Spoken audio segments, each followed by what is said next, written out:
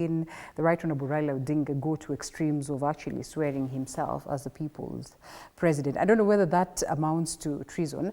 And when I look at the treason penalty in the country, you know, you almost talk about death, and we're talking about, you know, just how humongous a crime that would be under the Penal Code.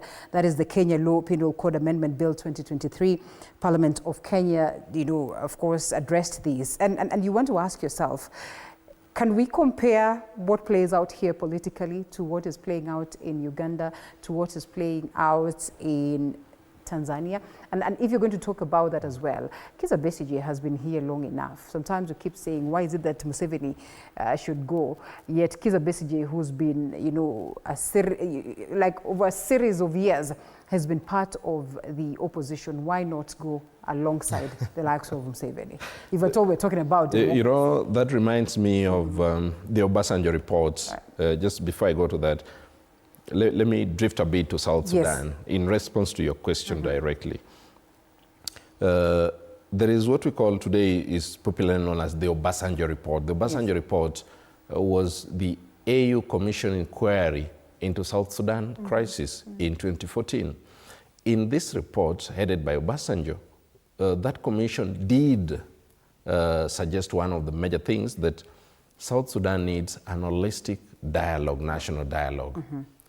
2017, 3 years later, the national dialogue for South Sudan was carried out, right from the grassroots to the national level.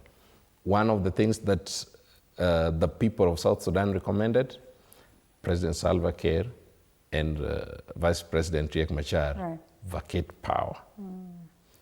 That was the end of that report. It died. A big issue, eh? It's gathering dust. Yeah. Now, coming back to Uganda, every country has its own philosophy. Right.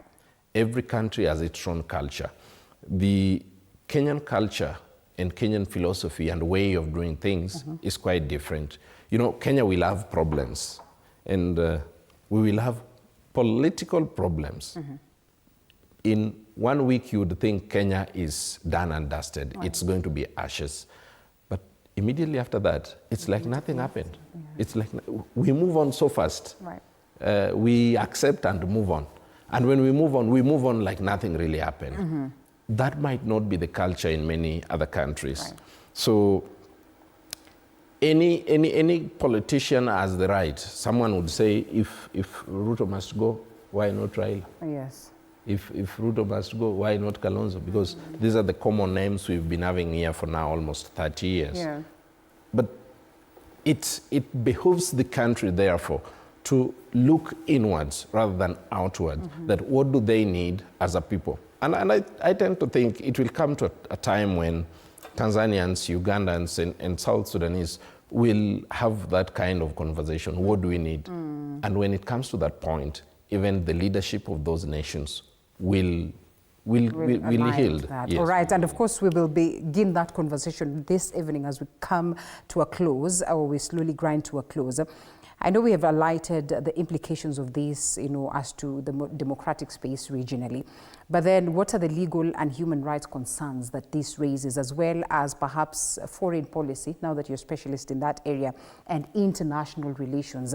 And maybe just looking ahead, what should East Africans do? What kind of conversation must we have so that then we ensure that we look at this political space that is actually shrinking by the day and get to solve the situation? Political space is not just shrinking in Africa.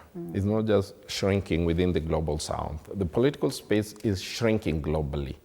If you look at the global north, be it in America, be it in Russia, be it in China, where's that political space? It's diminishing. So I think even various heads of states or states themselves tend to look at what is the trend